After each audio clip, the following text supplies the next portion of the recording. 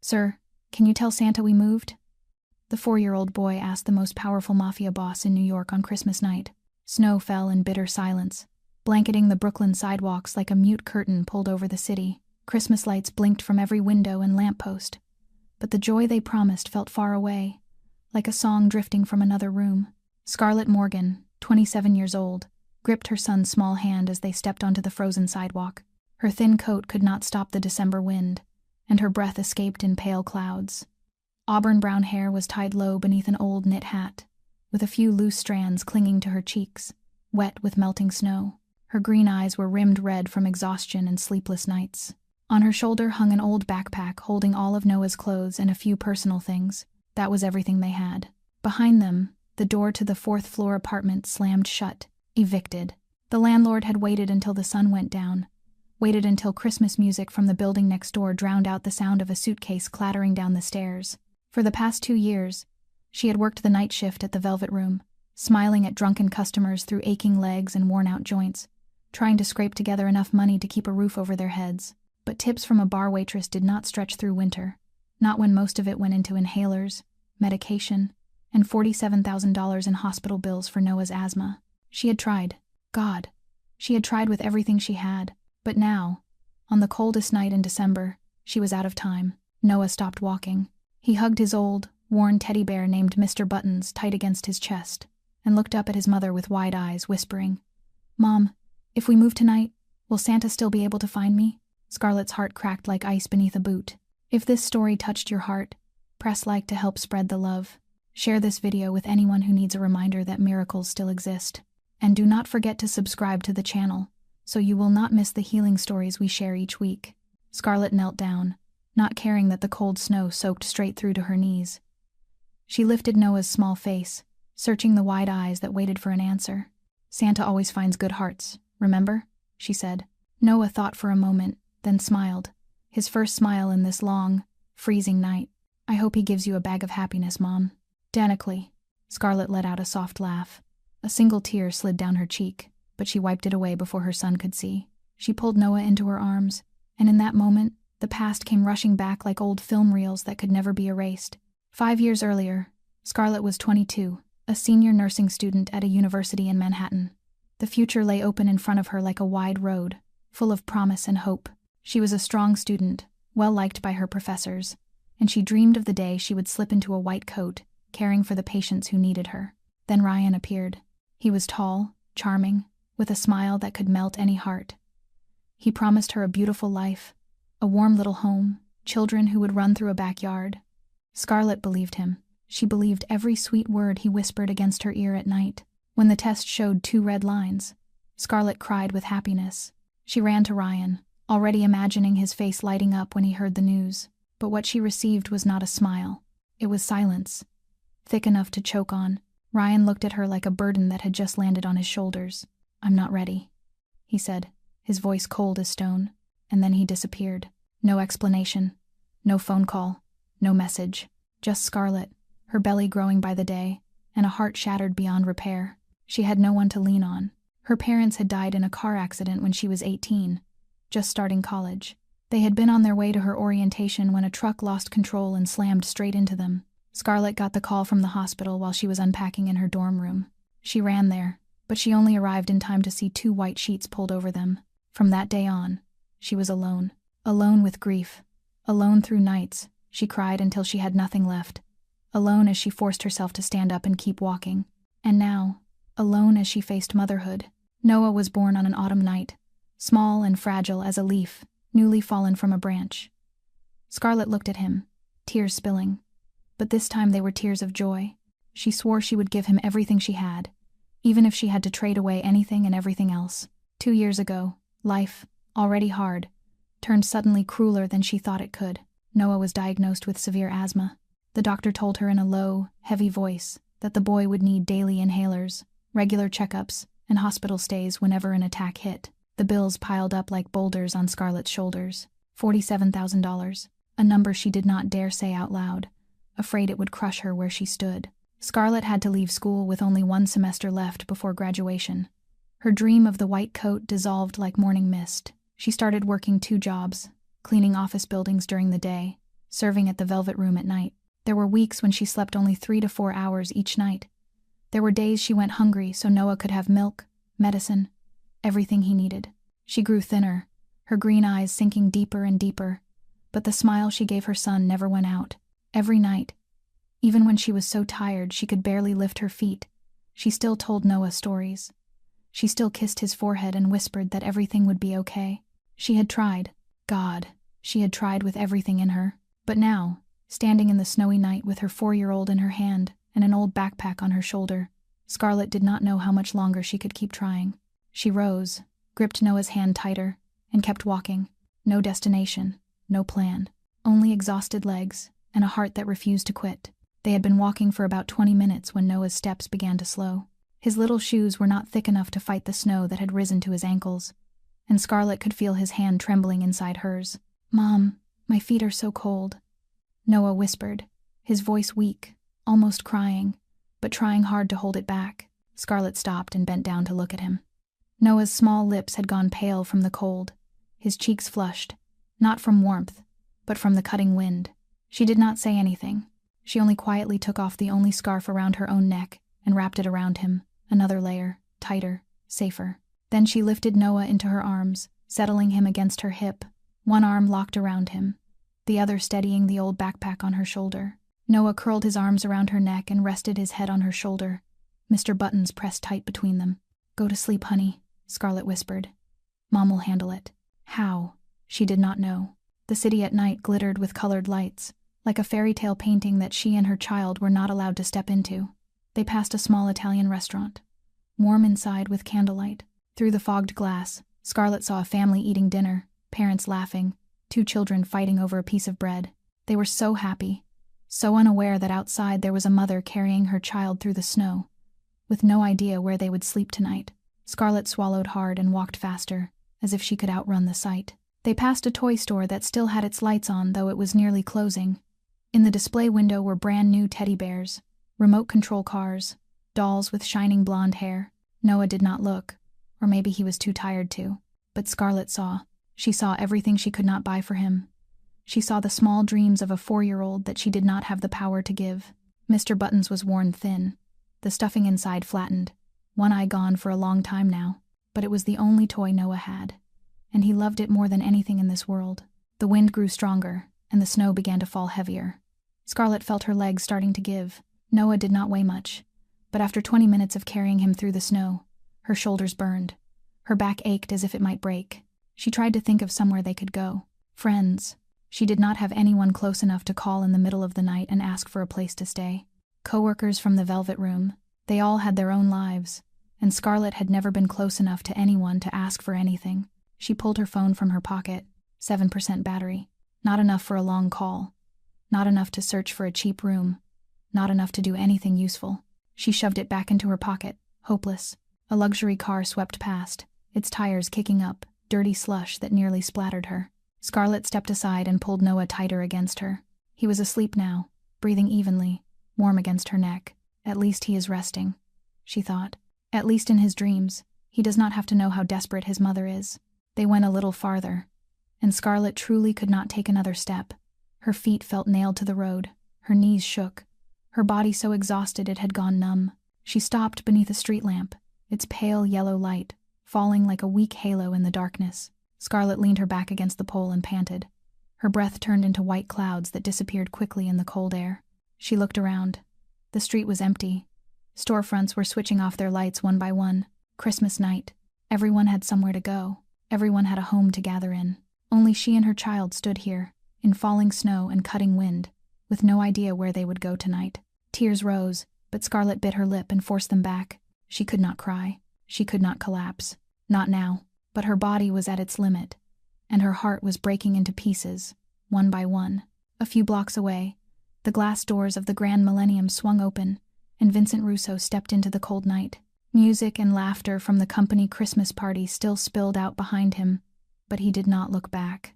A black cashmere coat lay over a perfectly tailored 3-piece suit. His dark hair was slicked neatly back, and his steel, cold gray eyes stared straight ahead. At 36, Vincent Russo was a name that made all of New York either respect you or fear you. He owned the city's most exclusive chain of restaurants, bars, and nightclubs. But everyone knew that was only the surface of a far more powerful underground empire.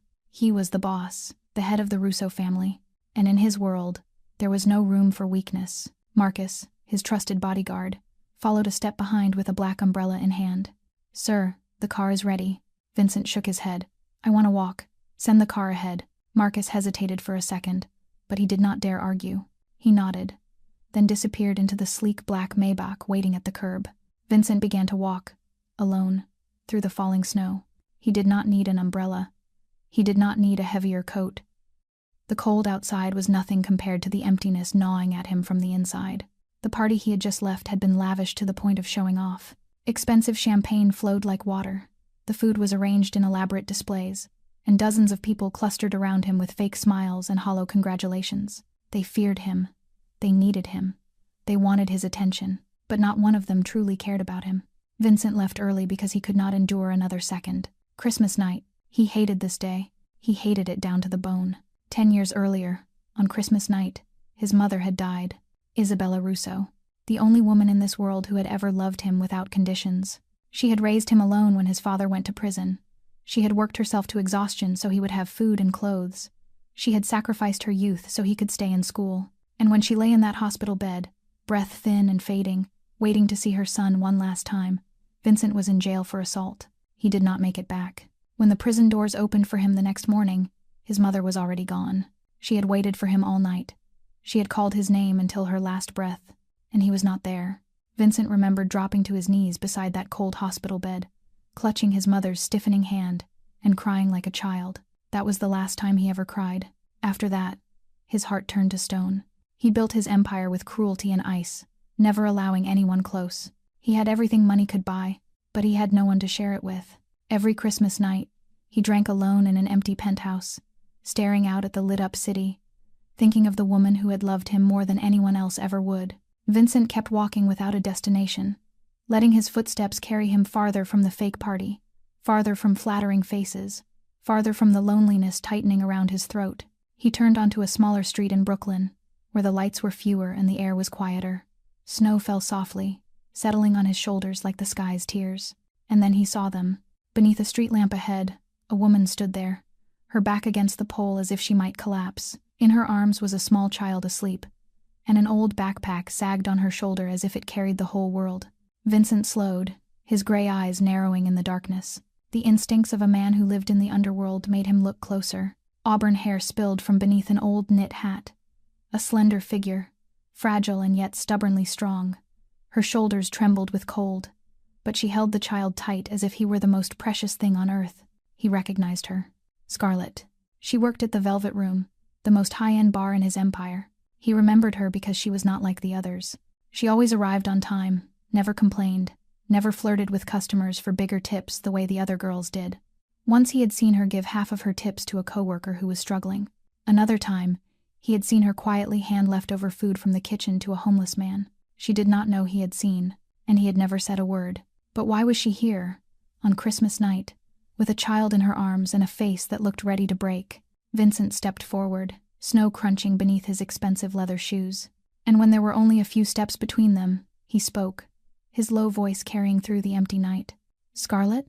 Scarlett flinched and turned, her green eyes widening in shock. For a heartbeat, she thought she was dreaming, or so exhausted she had started hallucinating. But the man standing in front of her was real, tall and imposing in a flawless black suit, gray eyes fixed on her with something she could not read. "Mr. Russo," she blurted, her voice trembling for reasons that had nothing to do with the cold. Shame hit her like a massive wave and pulled her under. Out of everyone she could have run into tonight, why did it have to be her boss? Why did he have to see her like this, hair a mess, face gone pale with the cold, holding her child on a street corner like someone with nowhere to belong? She lowered her head, avoiding his gaze. I was just... The words stuck in her throat. What could she say? That she had just been thrown out of her apartment, that she had nowhere to go, that she was standing here on Christmas night with her 4-year-old in her arms, and she did not know where they were going to sleep. Silence stretched between them, filled only by the wind whistling through bare branches and the soft fall of snow. Vincent did not ask. He did not press. He simply stood there, watching her with sharp eyes that held no judgment. And then Noah stirred. The boy slowly lifted his head from his mother's shoulder, sleepy eyes blinking at the tall stranger in front of them. Mr. Buttons was still pinned tight in his small arms, and his knit hat had slipped, revealing curls of brown hair. Noah studied Vincent for a long moment, as if deciding whether this man was safe. Then he spoke, his voice clear as glass, cutting through the quiet night. "Sir, can you tell Santa we moved, so he can find us and give my mom a bag of happiness?" The world seemed to stop turning. Vincent froze, gray eyes widening. A simple sentence from a 4-year-old, innocent and earnest, went straight through every wall he had spent 10 years building. A bag of happiness, not a toy, not candy, not anything for himself. This child, freezing in the middle of winter, wanted Santa to give his mother a bag of happiness. Vincent looked down into the wide eyes waiting for an answer, and he saw himself in them. He saw the boy he used to be, sitting by the window every Christmas night, waiting for a father who never came home. He saw the child who had wished his mother did not have to work until she was worn down to bone. He saw everything he had tried to bury deep inside his heart, rising to the surface. Slowly, he bent down, one knee touching the frozen ground, bringing himself level with Noah. Snow clung to the expensive fabric of his suit, and he did not care. "Hey, kid," he said, his voice low, but so gentle it surprised even him. "Santa always knows where to find good children, and he will definitely want to know exactly where your mom is, especially when your mom has been that brave." "Wellsis," Noah smiled, bright as sunlight in the heart of winter. "Really? You know Santa?" Vincent nodded with solemn seriousness. "You could say that." Scarlett stood there, unable to speak. She watched the most powerful man in New York kneeling in the snow, talking to her son as if he were the most important thing in the world. Her eyes burned, but she bit her lip and held it in. Vincent rose, brushing snow from his knee with careless ease. He looked at Scarlett, and this time his gaze was not cold. Something had changed in those gray eyes, a glimmer she had never seen in her boss before. "Come with me," he said. Not a command, but not an offer either. "Let me get you and the boy something warm." Scarlett shook her head on instinct. "Mr. Russo, I cannot. I do not want to trouble you." "You are not troubling me," Vincent cut in, his voice firm. "Tonight is Christmas night. No one should be out in the cold like this. I have son his different." He looked at Noah, then back at Scarlett. "And I think Santa is going to want to know exactly where to find the two of you." Before Scarlett could argue again, Noah spoke up, his voice suddenly excited. "Mom, I want hot chocolate, please." She looked at her son, then at Vincent. Pride in her wanted to refuse, wanted to prove she could handle it on her own. But Noah's eyes were bright for the first time tonight, and she had no right to steal that small joy from him. In the end, she nodded. The cafe sat at the end of a narrow street, warm yellow light spilling through the windows like an invitation in the cruel winter night. Vincent pushed the door open and stepped inside, holding it for Scarlett and Noah as they followed behind him. Heat rushed out to meet them, wrapping around them like a gentle embrace. The place was small and quiet, with only a few customers scattered here and there, each one lost in their own world. The air carried the soft scent of roasted coffee and cinnamon, mingling with the slow, familiar melody of a classic Christmas song drifting from an old speaker on the shelf. Vincent guided them toward a hidden corner in the back, where a small table sat beside the window. He pulled out a chair for Scarlett and Noah, then took the seat across from them. The gesture was so natural Scarlett did not even have time to refuse. She settled Noah into the chair beside her. He still clutched Mr. Buttons tight, round eyes studying everything with quiet curiosity. A server approached, and Vincent ordered without touching the menu. 1 hot chocolate with whipped cream, 1 black coffee, and 1 hot coffee with milk. He glanced at Scarlett, then added, "And a plate of ginger cookies." A few minutes later, the hot chocolate was set in front of Noah. The boy's eyes lit up like 2 tiny stars. Whipped cream swirled on top, and the sweet smell of chocolate rose in tempting waves. Noah looked at his mother for permission, and when Scarlett nodded, he lifted the cup carefully and took a small sip. A smear of cream stuck to his nose, but he did not care. He only smiled, pure and happy. It was the first smile Scarlett had seen from her son tonight that was not forced. Scarlett wrapped both hands around her hot coffee with milk, letting the warmth seep into fingers that had gone numb. Her hands trembled, not only from the cold, but from exhaustion, from tension, from everything this night had done to her. She tried to hold it together. She did not want to look weak in front of her boss, but her body had reached its limit. Across from her, Vincent sat with his black coffee in his hands, yet he did not drink. He watched her, his gray eyes calm and steady, like a lake with no ripples. He did not ask. He did not ask why she had been standing outside on Christmas night. He did not ask why everything she owned hung from her shoulder in an old backpack. He did not ask why her eyes were red, why her shoulders shook. He only sat there and waited in silence, giving her space to breathe, to settle, to decide whether she wanted to speak. And that silence was not heavy. It was not uncomfortable. It felt like a thin blanket, warm enough to protect her, but not so thick it made her feel trapped. Scarlett took a small sip of coffee. The sweet warmth slid down her throat, and she felt herself slowly thaw. Vincent watched her, and images rose in his mind. Things he had seen over time that she never knew. He remembered the first time he truly noticed her, about 6 months ago. He had come to the Velvet Room to check on the business like he often did, and among the noise and chaos of the staff, she stood there quietly wiping tables long after her shift had ended. She did not complain. She did not check the time. She did what needed to be done, then left without a word. He remembered another night, when she split her tips in half and gave them to a new girl crying in the kitchen because she could not afford her rent. Scarlett did not say much. She simply pressed the money into the girl's hand and whispered, "It'll be okay," then walked away as if it were the most normal thing in the world. He remembered the time she slipped out the back door with a box of leftovers and handed it to a homeless man who often sat on the corner. She did it when she thought no one was watching, and she never told anyone. Vincent knew it all. He always watched. He always remembered. That was how he survived in this world. But with Scarlett, he did not watch to find weakness. He watched because she was different, because she was a small streak of light in his dark world, and he could not pull his eyes away. She was one of the few people he had ever seen without a mask. No schemes, no pretense, just herself, tired but unbreakable, poor but generous, hurting but still smiling at others. Noah had finished half his hot chocolate and began to yawn, again and again. He leaned his head against his mother's shoulder, Mr. Buttons pinned to his chest, and his eyes slowly drifted closed. Scarlett wrapped an arm around him to keep him from slipping, while her other hand still held her coffee like a lifeline. Vincent looked at them, and something unfamiliar rose inside his chest. It was not pity. He hated pity, and he knew she did too. It was respect, admiration for a woman who had carried too much and still stayed standing, still protected her child with everything she had. He said nothing. He only stayed there, waiting for her to be ready. The silence stretched on for a few more minutes. Scarlett stared down at the coffee in her hands. The heat had softened, but it was still warm. She did not know why, but Vincent's quiet, unjudging presence made her feel safe enough to speak. Maybe because she was too tired to keep pretending. Maybe because tonight had stolen the last of her strength, the strength it took to build walls. Or maybe, simply, because she needed to say it out loud, just once, to someone. "I got thrown out tonight," she began, her voice light as breath. 3 months behind on rent. The landlord waited until it was dark before he knocked. She did not look at Vincent. She kept her eyes on the coffee as if she were talking to herself. "I do not blame him. He has a family too. Bills too. I understand. Here." Vincent said nothing. He only listened. Scarlett drew a long breath and continued. She told him about Ryan, the man who promised her the world, then vanished the moment he found out she was pregnant. There was no bitterness in her voice, no anger, only the bare truth as it was. He was not ready, so he left.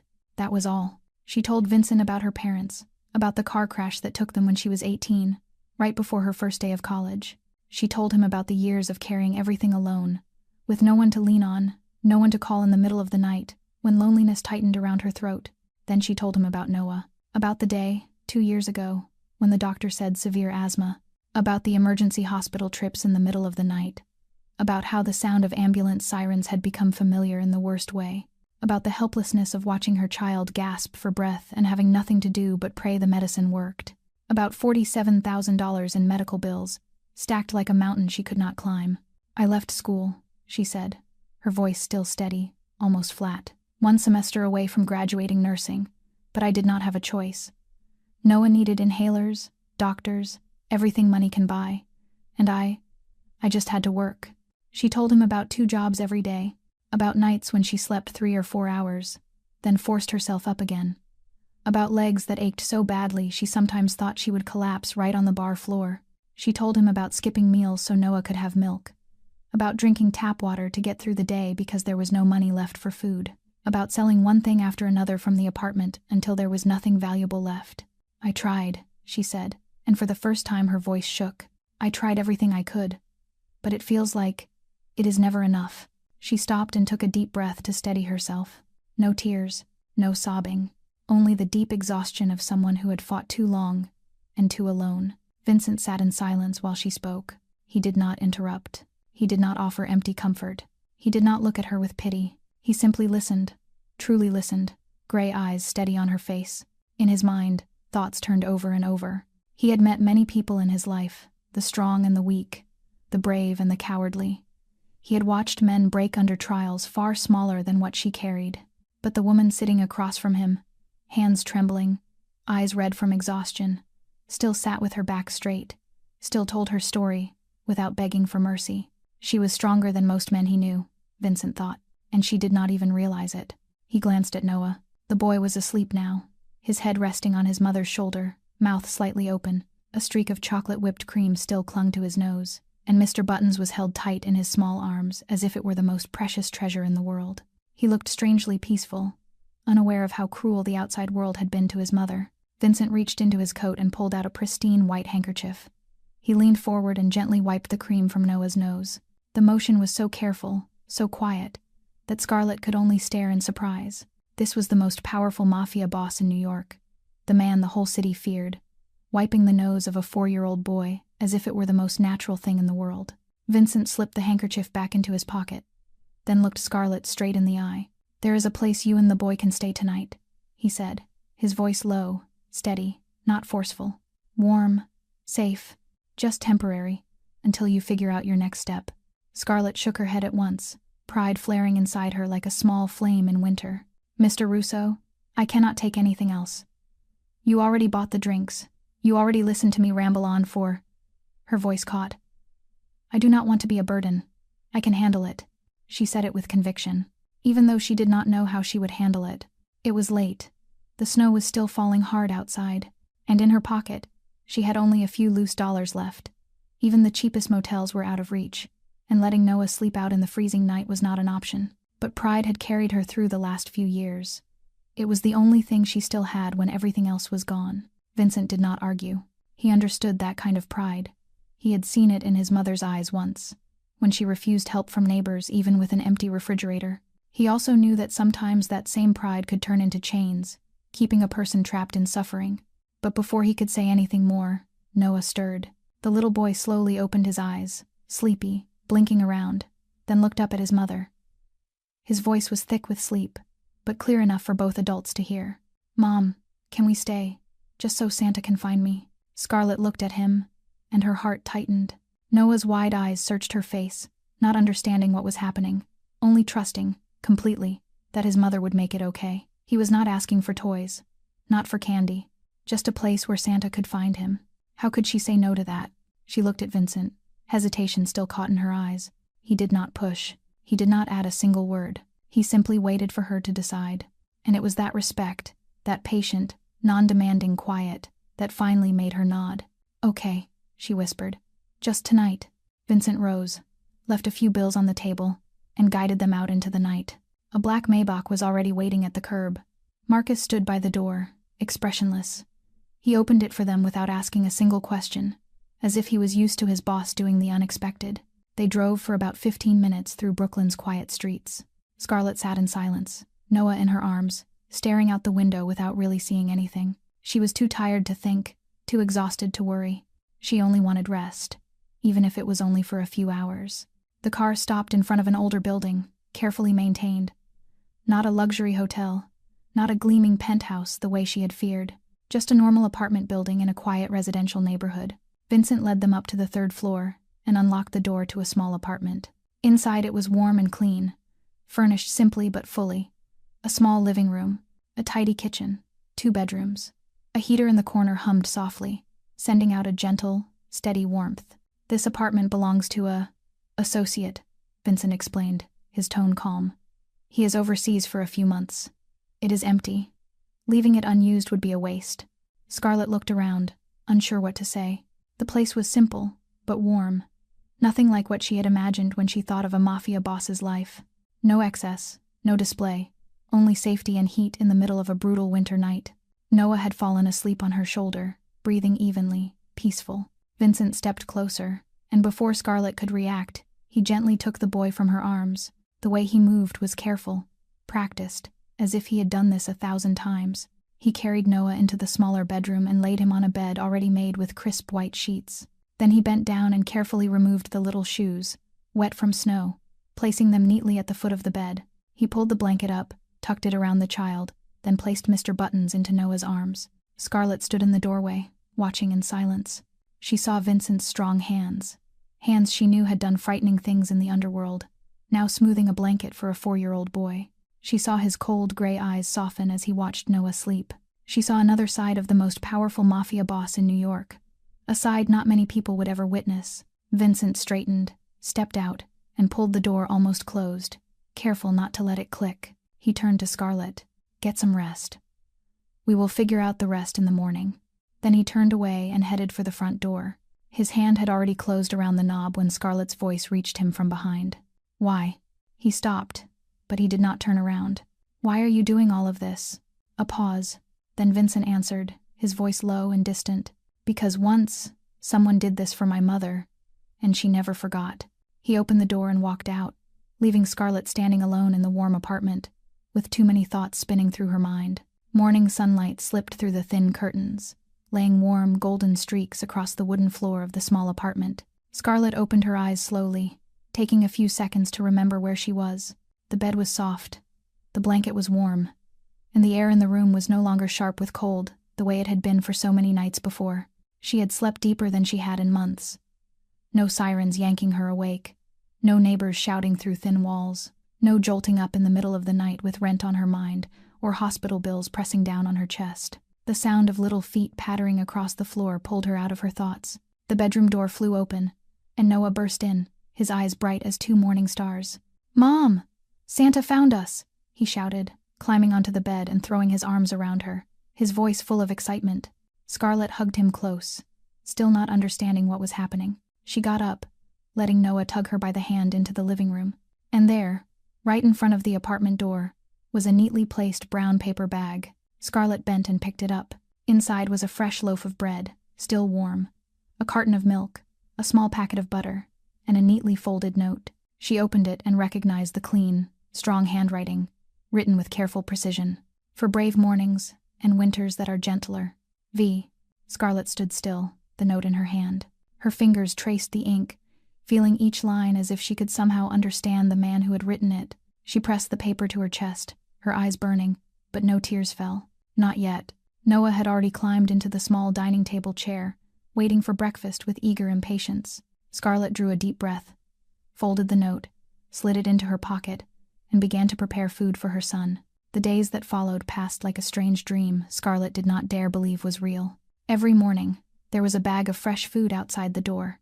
Sometimes it was bread and eggs, sometimes fruit and milk, always enough for the 2 of them to eat all day. There were no more notes, but she knew who it was from. Marcus, the tall bodyguard with the unreadable face, came by occasionally. He did not say much. He only asked a few short questions, whether she needed anything, whether there were any problems, then nodded and left. The way he watched the apartment and the street around it made it clear he was doing more than checking in. He was guarding them. On the 3rd day, someone called. A professional woman's voice told Scarlett there was a medical appointment for Noah at Dr. Reynolds' office the next day. All costs had been paid in advance. Scarlett wanted to refuse, but this was her child's health. She did not have the right to let pride stand in Noah's way. Dr. Reynolds was a middle-aged man with salt and pepper hair and a kind smile. He examined Noah carefully, prescribed new medication, and showed Scarlett how to care for him more effectively. When she asked about the cost, he only smiled and told her everything had been taken care of, that she should focus on caring for the boy. He did not say who had arranged it, but the way he mentioned Vincent, like an old friend, gave her the answer. On the way home, Noah held his mother's hand and bounced along the sidewalk. He chattered happily about the nice doctor, about the office with toys, about the candy he got afterward for being brave. Scarlett listened and smiled for her son, but inside her mind was spinning. She knew who had arranged all of this. She knew who was quietly making sure they had food every day, a warm place to sleep, a good doctor to care for Noah. Vincent Russo, the mafia boss the whole city feared. He was protecting them in a way no one would ever expect. And Scarlett did not know what she was supposed to feel about that. A week passed, and Scarlett was still in the temporary apartment with Noah, waking each morning with the strange, unfamiliar feeling of having slept full hours, of not having to worry about the next meal. She had started searching for a cheap room to rent, doing the math again and again, trying to figure out where she could afford to keep Noah safe with the little she had saved and the paycheck from the Velvet Room. But every place she found was either too expensive or in an area that was not safe for a 4-year-old child. On the morning of the 8th day, when Scarlett opened the door to take in the usual bag of food, she saw a white envelope lying beside the brown paper bag. Her heart beat faster as she picked it up. Her fingers trembled slightly as she opened it. Inside was a shiny key and a neatly folded note. She unfolded the paper and recognized the familiar handwriting. Rent is paid for 3 months. Not charity. Just time. Below it was an address in Brooklyn, along with a smaller line added beneath. Near Lincoln Public Preschool. Noah is enrolled for the spring term. Scarlett read the note again and again, not trusting her own eyes. 3 months of rent. An apartment of their own. And her son in school. Everything she had chased for years and could never quite reach was suddenly sitting in the palm of her hand, delivered in a small envelope. She stood there a long time, fighting with herself. Pride inside her screamed that she could not take more, that she already owed too much, that she did not want to become anyone's burden. But another part of her, the part worn thin after years of fighting alone, whispered that sometimes accepting help did not mean weakness. The sound of Noah's footsteps running toward her pulled her back. He saw the key in her hand, eyes wide. "Mom, what is that?" Scarlett crouched down until she was level with him. "It is a key to a new home, maybe." Noah was quiet for a moment, as if thinking about something very important. Then he looked up, his voice small, but full of hope. "Is it our forever home, Mom?" That simple question pierced Scarlett straight through. For 4 years, Noah had been moved from place to place. He had never had a real home to call his own. He deserved stability. He deserved a place that felt safe. And if Vincent was giving them a chance at that, she did not have the right to refuse out of pride. "We will go see it," she said, trying to keep her voice steady. That afternoon, mother and son stood in front of an older building in Brooklyn, carefully maintained. The neighborhood was quiet and clean, trees lining the sidewalks, a small park at the end of the street. Lincoln Preschool was only 2 blocks away, close enough that Scarlett could walk Noah there every morning. She unlocked the apartment with the new key, and Noah ran in first. The place was small but cozy, with a neat living room, a clean kitchen, and the thing that made Noah squeal with happiness: 2 separate bedrooms. "Mom, I have my own room," he cried, jumping onto the small bed in his room, hugging Mr. Buttons and rolling back and forth on the soft mattress. Scarlett stood in the doorway, eyes blurred with tears. For the first time in 4 years, Noah had a room of his own. A week later, Scarlett returned to work at the Velvet Room. She had braced herself for stares, for whispers about how she had vanished for days and suddenly had a new place to live. But what surprised her was that Vincent treated her completely normally, as if nothing had happened. He nodded at her when he passed, the same quiet nod he gave every other employee. He did not ask her questions, did not show too much concern, did not do anything that would make her stand out in the crowd. He gave her space. He gave her normal. He gave her the feeling that she was still a woman earning her living with her own hands, not someone receiving favors. And that was exactly what she needed. Respect, not pity. 3 weeks passed in a peace that felt almost unreal. Scarlett began to settle into the rhythm of her new life. In the morning, she walked Noah to Lincoln Preschool. In the afternoon, she picked him up, made dinner, then headed out for the night shift at the Velvet Room. Noah loved his new school. Every day he came home chattering about his kind teacher, his new friends, the pictures he drew. The small apartment slowly became a real home, with Noah's messy drawings taped to the walls and his bright laughter filling the mornings. But life never allowed Scarlett to stay calm for long. That night, around 2 a.m, she woke to violent coughing from Noah's room. She ran in, and her blood went cold at what she saw. Noah was sitting up in bed, both hands gripping his chest, his face pale, his lips beginning to turn blue. He tried to breathe, but the air would not seem to reach his lungs. Each breath came out as a harsh, wheezing whistle that terrified her. "Baby, Noah." Scarlett lunged to his side, hands shaking as she searched the nightstand drawer for his inhaler. She pressed it to Noah's mouth, but he could not pull the medicine in. The spasms in his lungs were too strong. This was the worst attack she had ever seen, worse than the ones before, and she knew the regular inhaler would not be enough. She dialed 911 with trembling fingers, her voice breaking as she spoke to the dispatcher. Every second of waiting felt like an hour. All she could do was hold her son tight, trying to keep him calm while she herself was panicking so hard she could barely breathe. The ambulance arrived with sirens screaming through the night. They lifted Noah onto a stretcher, placed an oxygen mask over his small face, and Scarlett climbed in after him, her hand never leaving his for even a second. She watched her son lying still, his chest rising weakly beneath a white blanket, and she prayed to anything that might be listening, begging it not to take away the only child she had. At the hospital, Noah was rushed straight into the emergency room. Scarlett was stopped at the double doors, left to stare through a small window as doctors and nurses surrounded her boy. She stood there with her back against the cold wall, legs shaking as if they might give out at any moment. Time crawled like dripping water. Each minute was its own kind of torture. Then the doors opened. Dr. Reynolds stepped out, still in his white coat, his face tired, but his smile steady and reassuring. "He is out of immediate danger," the doctor said. "We have the attack under control, and his breathing is stable." Scarlett nearly collapsed with relief. She clung to the doctor's arm, tears spilling freely, uncontrollable. "Thank you. Thank you." Dr. Reynolds patted her shoulder gently. "Try to stay calm. Noah will need to stay for observation a few days, and we will adjust his treatment plan." He paused, then added softly, "And as for the cost, do not worry. Everything has been taken care of." Scarlett looked up at him, eyes still wet. She did not need to ask who. The answer was already there. 2 days later, after Noah was stronger, sleeping peacefully in his hospital room with an intravenous line taped to his arm, Scarlett left the hospital.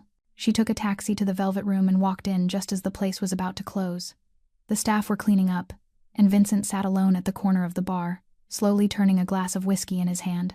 He looked up when he saw her, gray eyes giving nothing away. Scarlett walked over and stopped in front of him. She did not circle the truth. "You paid Noah's hospital bill." It was not a question. Vincent set the glass down and looked straight into her eyes. He did not deny it. "Is he okay?" "He is out of danger." Scarlett clenched her hands into fists at her sides. "Why are you doing this? The apartment, the rent, the doctor, and now the hospital. What are you expecting from me?" Vincent rose, towering over her by nearly a head. He looked down at her, and for the first time Scarlett saw something in those gray eyes that was not cold. Something deeper. Something she could not name. "I am not expecting anything," he said, his voice low and slow. "He is a good boy. He does not deserve to suffer because of money." He paused, then continued. "And you have carried enough." Scarlett stood there, unable to speak. She had come ready with refusals, with arguments to defend the last scraps of her pride. But looking into Vincent's eyes now, she could not force any of them out, because for the first time, she understood he was not handing down charity. He was giving away something he had probably spent his whole life wishing someone would give him, care that did not demand repayment. 2 months had passed since the night Noah was rushed to the emergency room. Life for mother and son slowly settled into something steady, with mornings spent walking him to school, afternoons cooking in their small, cozy kitchen, and nights working at the Velvet Room. Noah was much healthier under the new treatment plan, and his smile returned, bright as if nothing had ever happened. The only thing that changed was Vincent. He began showing up at the club more often. Before, he stopped by once or twice a month to check on business. Now he came almost 3 or 4 times a week. He usually sat in his familiar corner at the bar, drank a glass of whiskey, and watched everything with gray eyes that missed nothing.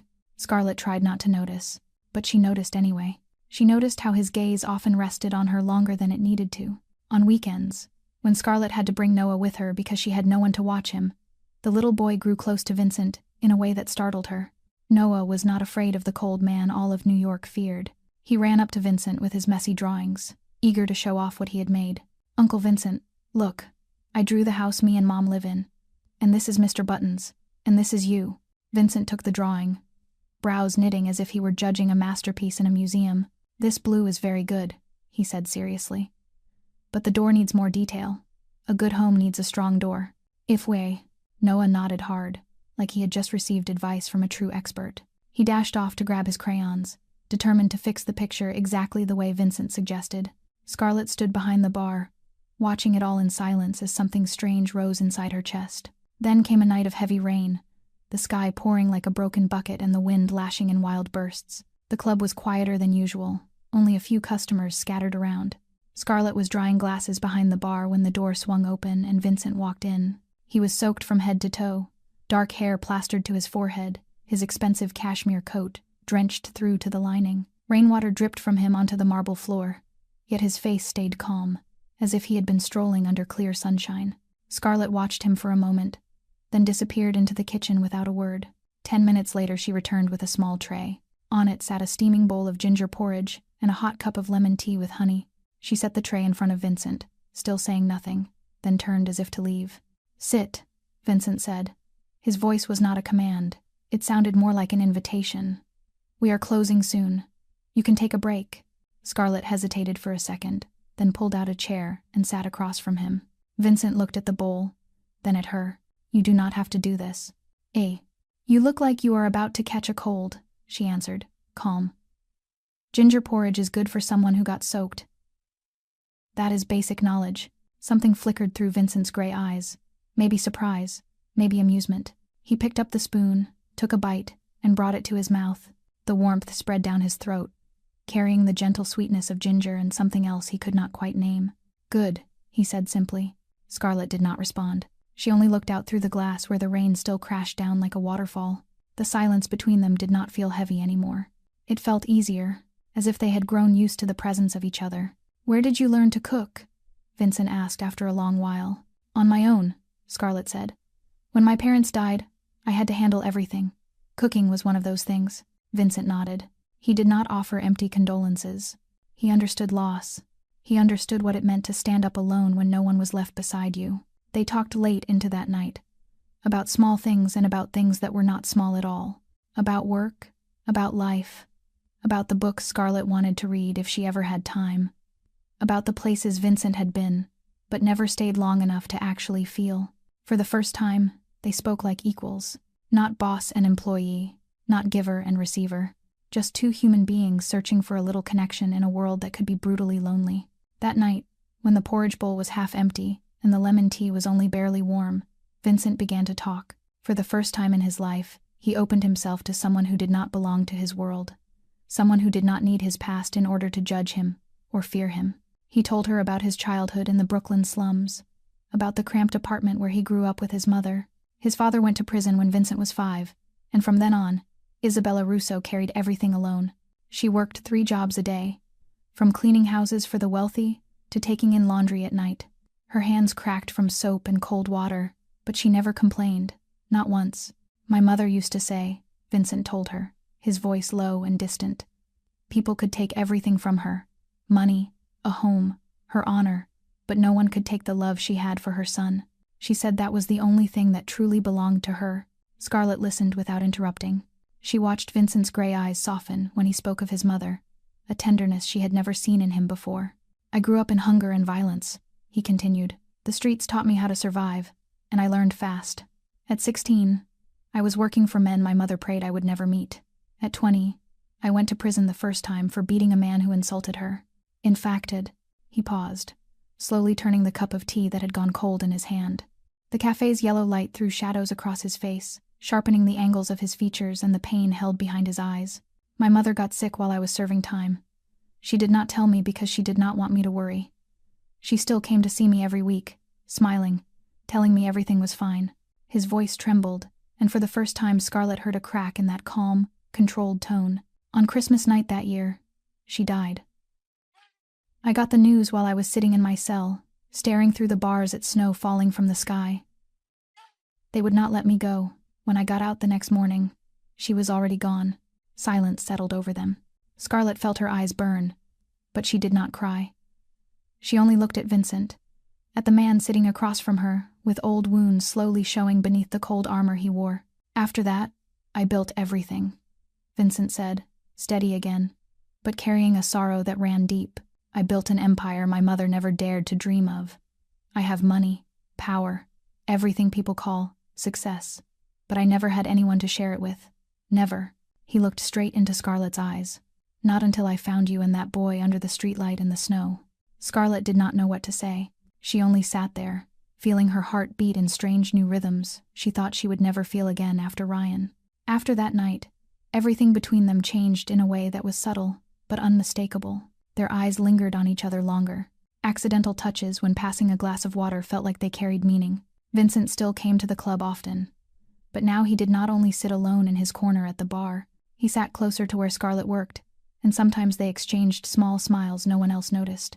Noah was the first to name what was growing between them. One afternoon, when Vincent came to pick up Scarlett and Noah after school to drive them home because the rain was coming down hard, Noah ran up and wrapped his arms around Vincent's leg, shouting, "Santa's helper is here." Scarlett almost dropped the umbrella in her hand. Vincent blinked, surprised, then bent down to look at Noah. "Why do you call me that?" "Because you helped Santa find me and Mom," Noah explained, as if it were the most obvious thing in the world. "You brought us a new home. You brought a good doctor. And you make Mom smile more. Santa is really busy, so he needs a helper like you." Vincent did not speak. He only stood there, staring at the child. And Scarlett, a few steps away, saw Vincent's gray eyes brighten in a way she had never seen. Not coldness, not sadness, but the pure happiness of a man who had just been handed something priceless. From then on, Noah called Vincent Santa's helper, and every time the boy said it, Scarlett felt her heart tremble a little more. She knew she was standing on the edge of something enormous, something she had sworn she would never let herself fall into again. But when she watched Vincent lift Noah onto his shoulder and hold the umbrella over both mother and son as they walked through the rain, she realized it might already be too late to turn back. It started with stolen looks and muffled giggles every time Scarlett walked by. She tried not to pay attention, telling herself she was imagining too much. But then the whispers grew clearer, loud enough that she could hear every word while she wiped tables in the shadowed corner of the club. "She's sleeping with the boss," Brittany's voice carried from behind the bar, loud enough for the people around her to hear. "You don't see it? He comes in a few times a week just to watch her. And suddenly she's got a new apartment, her kids in a good school, the hospital bills are paid. You think that's a coincidence?" Another girl gave a sharp, mean little laugh. "Single mom with a tragic backstory. Classic. She knows how to play people. Gotta admit, she's smart," Brittany went on, dripping with sarcasm. "Tears. And a little kid. Enough to wrap a Mafia boss around her pinky. Wish I had a kid I could use too." Laughter burst out. Scarlett stood frozen, her hand gripping the cleaning rag so hard her knuckles turned white. She wanted to walk over. She wanted to face them. She wanted to tell them they did not know a thing about her life, but her feet would not move. Instead, she turned away, stepped into the staff break room, and shut the door. She leaned back against the wall, closed her eyes, and tried to control the breath that was turning sharp and fast. "It is just gossip," she told herself. "Cruel gossip. They do not know anything. They do not understand. So why did it hurt so much?" That night, after she brought Noah home and coaxed him to sleep, Scarlett sat alone by the window, staring out at the city. New York's lights blinked, like stars fallen to the earth, but she did not find them beautiful. She only felt the questions digging deeper into her mind, the doubts she had been trying to press down for weeks. She looked around the apartment. The soft couch where Noah sprawled to watch cartoons, the small dining table where they ate dinner every night, Noah's bedroom, its walls covered in taped-up drawings. All of it came from Vincent. The rent. Vincent paid it. Noah's hospital bills. Vincent paid them. Noah's school. Vincent arranged it. Noah's doctor. Vincent connected her to him. Everything in her life now had Vincent's hand in it. Scarlett pulled her knees to her chest, feeling as if someone had wrapped a fist around her ribs. She had fought for years to stand on her own feet, to depend on no one, to prove she could raise her child without anyone's pity. And now she was living in an apartment she did not pay for, sending her son to a school she did not fund, receiving medical care she could not afford a single dollar of. How was she any different from a parasite? Brittany's words echoed in her head like a bell that would not stop ringing. Single mom with a tragic backstory. Classic. It's nautic. Was she using Vincent's kindness?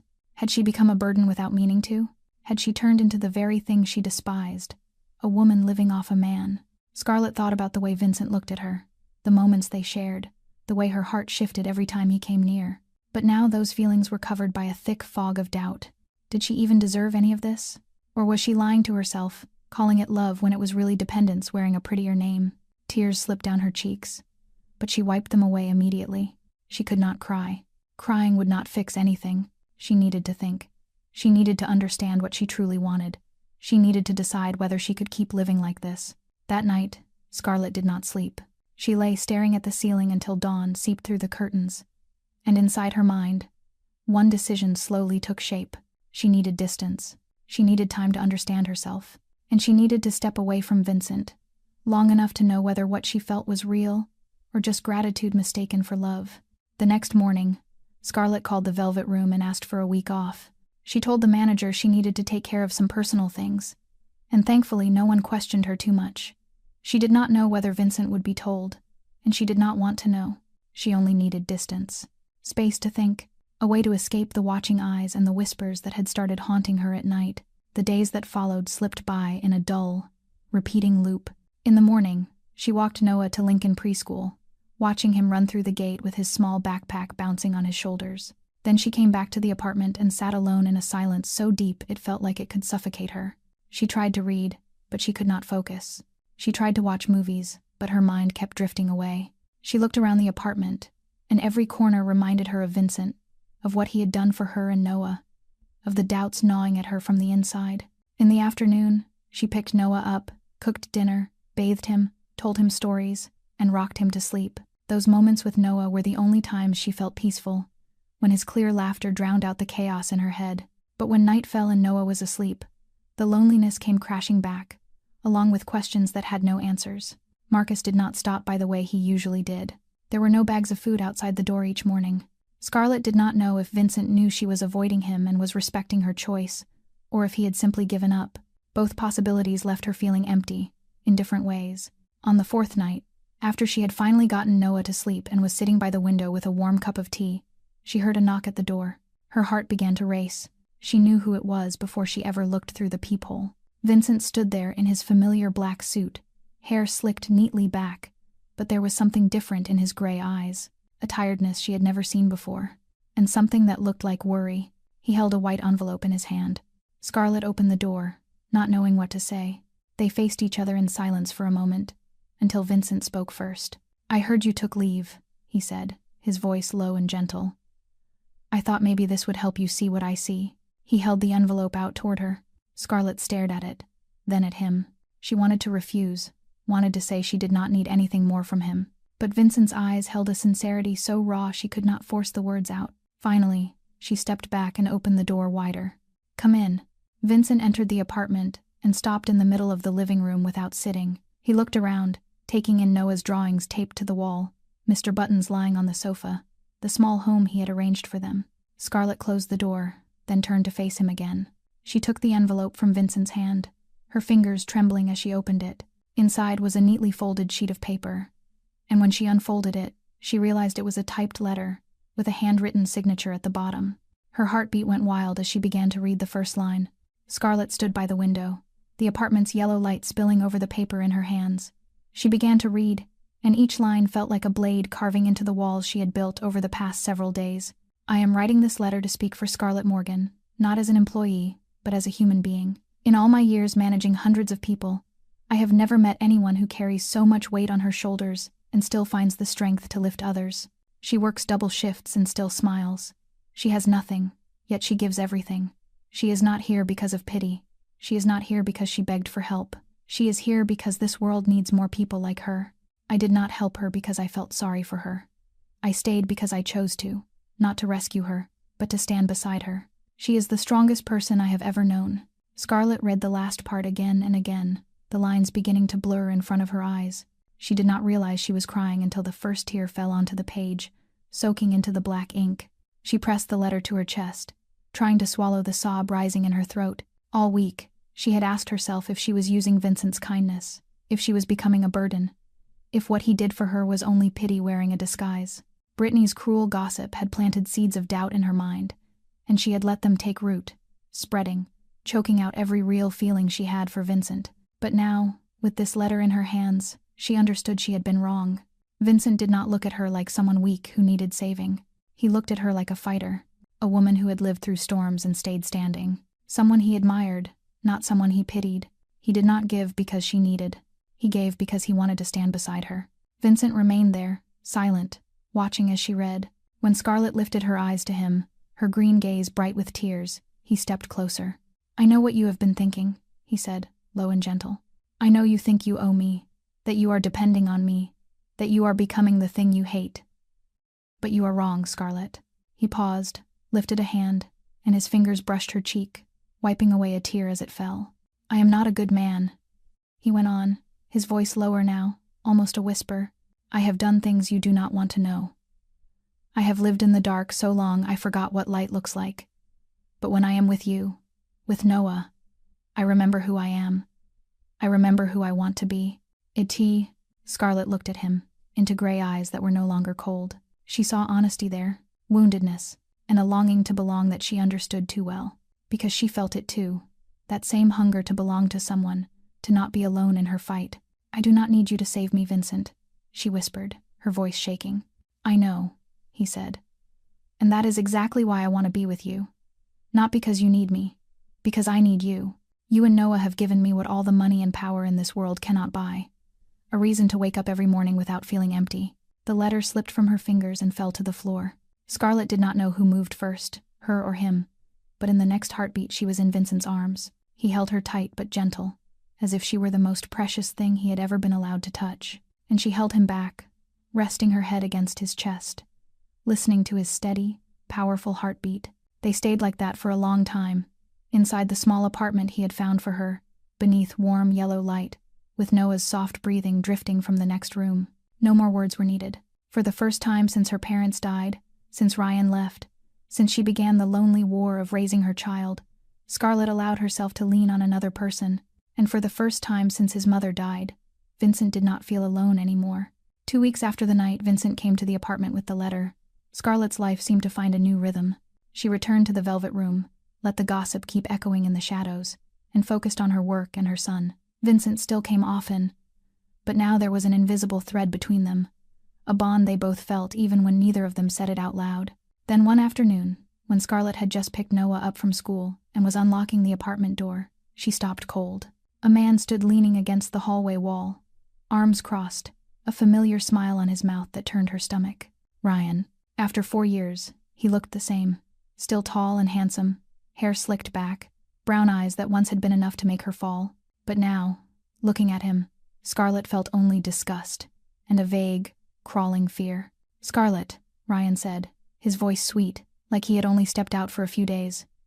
You're prettier than I remember. Noah hid behind his mother's leg, staring at the stranger with wary eyes.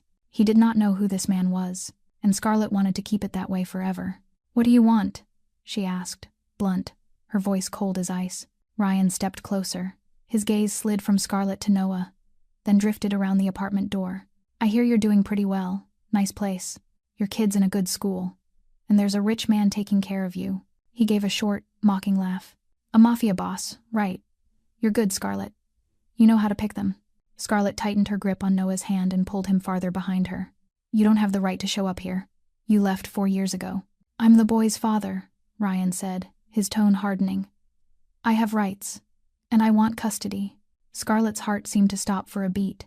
She stared into Ryan's eyes and saw no love for the child, only cold calculation. He did not want Noah. He wanted money. He wanted to use this situation to squeeze something out of her, or out of Vincent. You left, Scarlett said, her voice shaking, but firm. You don't get to come back. Ryan took another step, his eyes turning sharp and threatening.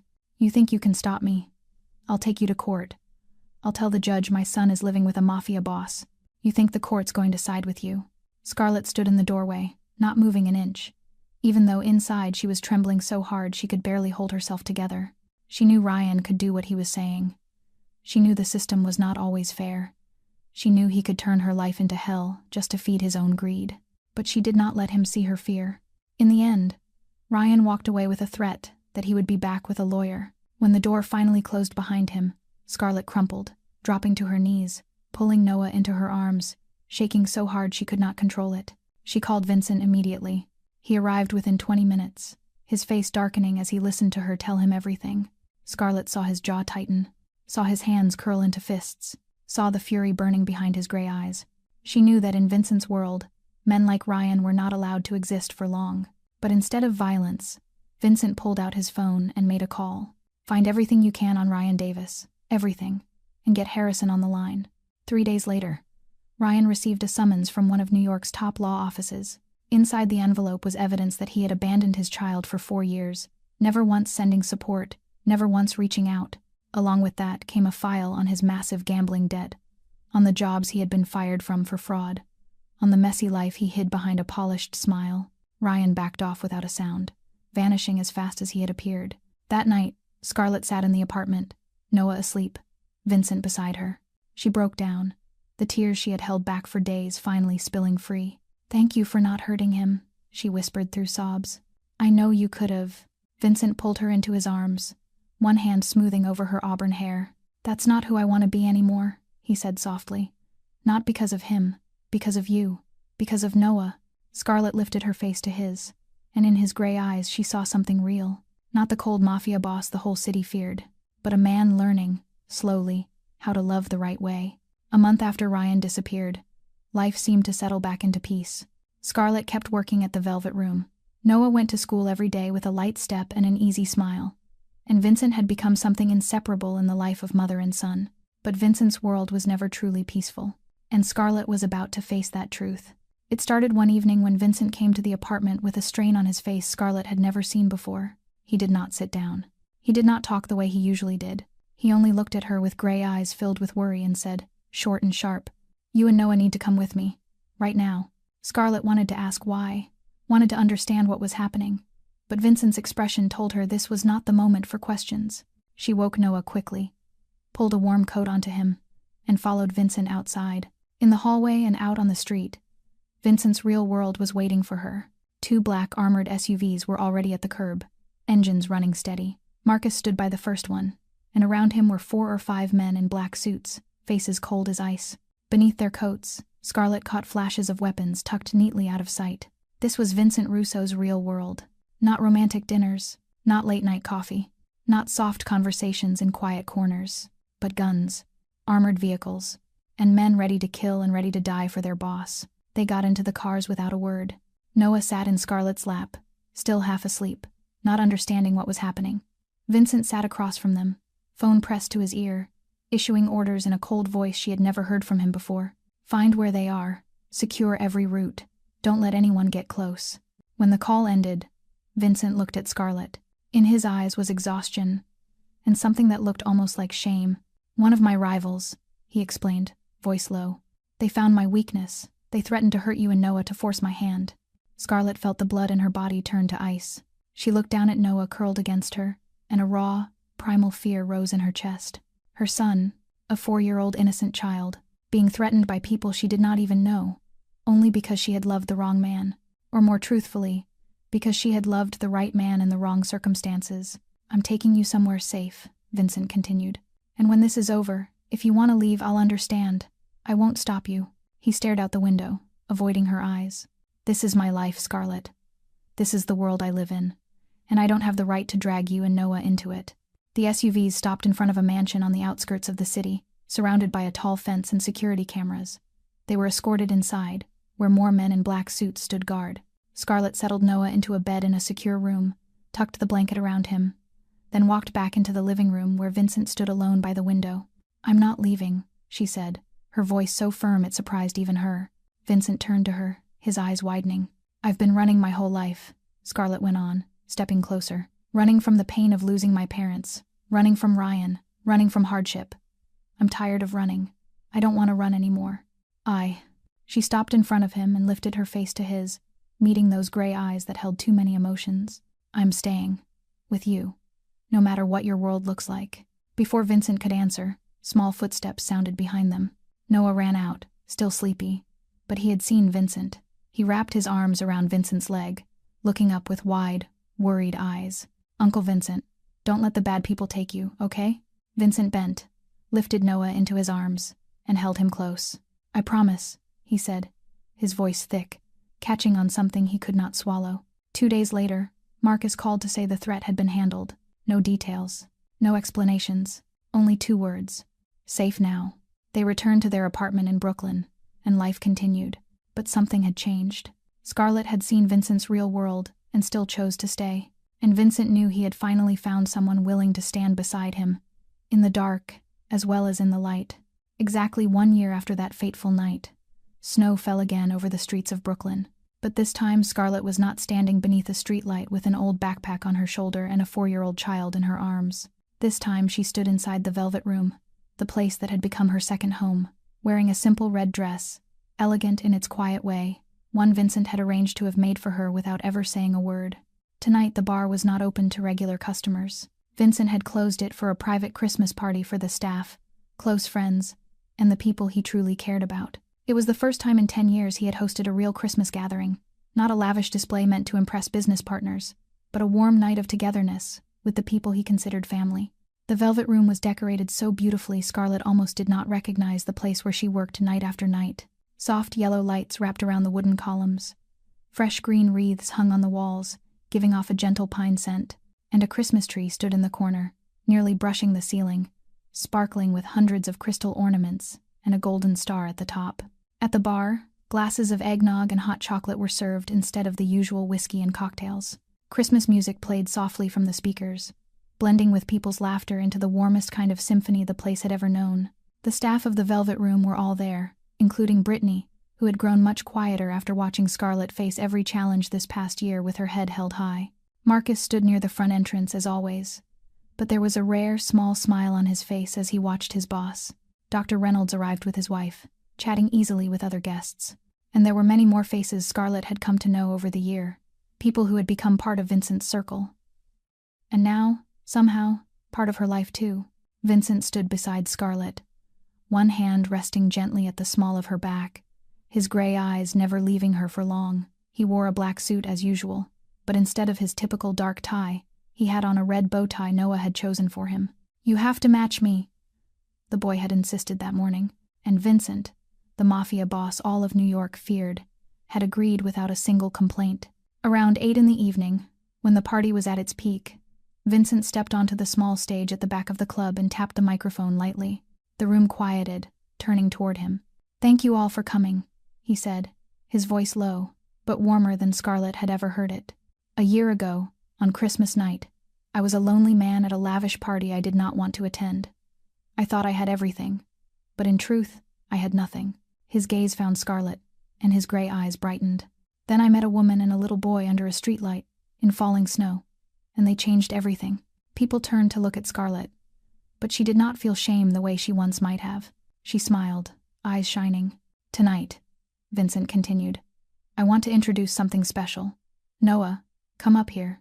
From behind, Noah ran onto the stage, wearing a crisp white shirt with a red bow tie at his throat, his small shoes polished until they shone. He was 5 now, taller, more confident than the trembling child Scarlett had held in the snow 1 year ago. Mr. Buttons did not follow him everywhere anymore, but Scarlett knew the bear still lay on his bed every night. A small piano had already been set on the stage. Vincent had hired a music teacher for Noah for the past 6 months, and this was the first time the boy would perform for a crowd. Noah sat on the piano bench, his feet swinging because they did not reach the floor. He looked down at the black and white keys, took a deep breath, and began to play. A simple melody filled the quiet space of the Velvet Room. Clear notes, sometimes stumbling just a little, but overflowing with honest feeling.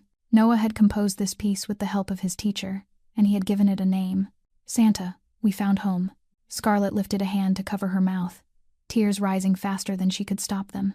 She looked at her son, the child who once asked if Santa would be able to find them in the cold snow, now sitting on a stage playing the piano with a radiant smile. The entire club held perfectly still.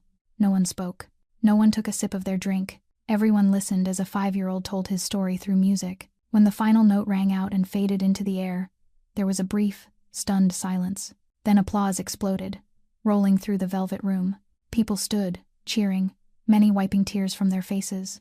Noah rose and bowed, grinning, then ran off the stage toward his mother. Scarlett wrapped him in her arms, crying and laughing at the same time. "You did so well," she whispered into Noah's ear. "I am so proud of you." "I'm 7, Tinnited." Noah looked up at her, eyes bright. "Mom, Santa really found us, didn't he?"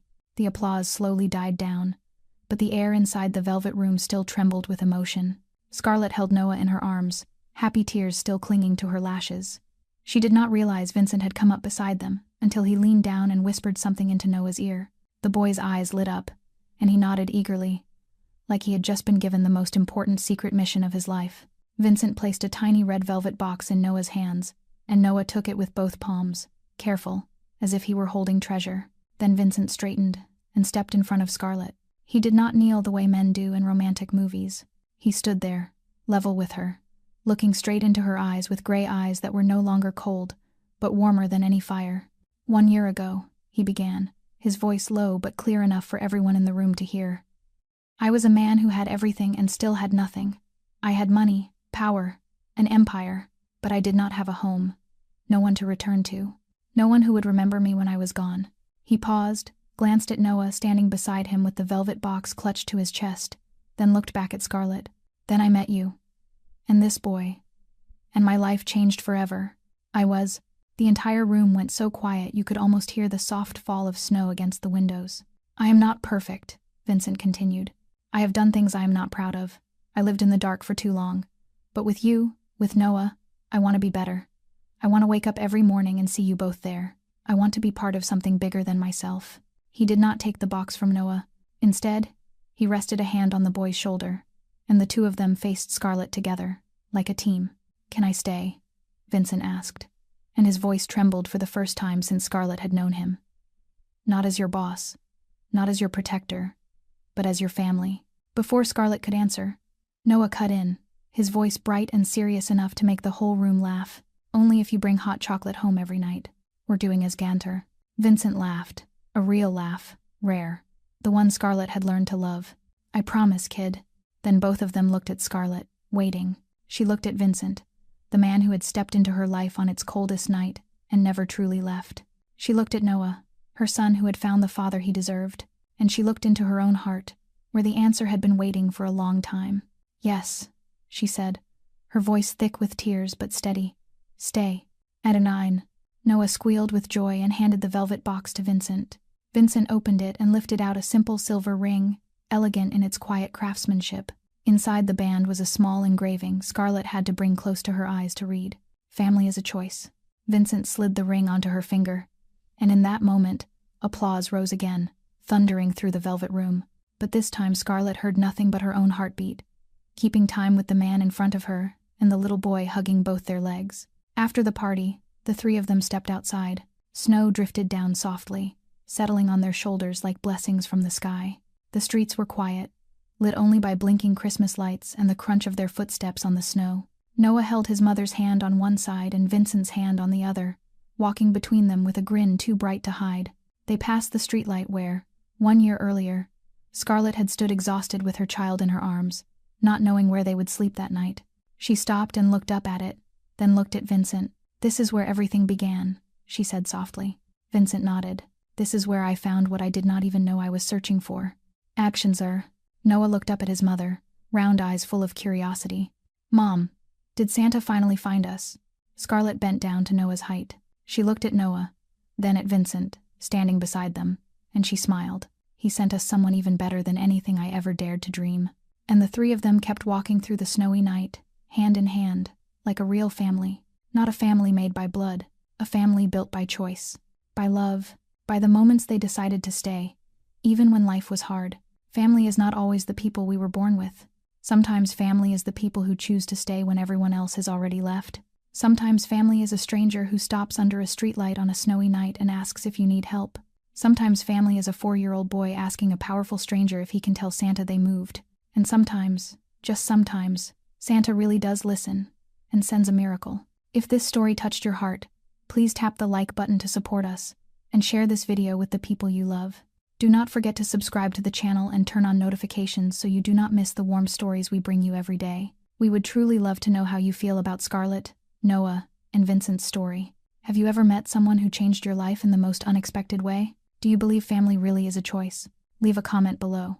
Share what you feel from the deepest part of your heart.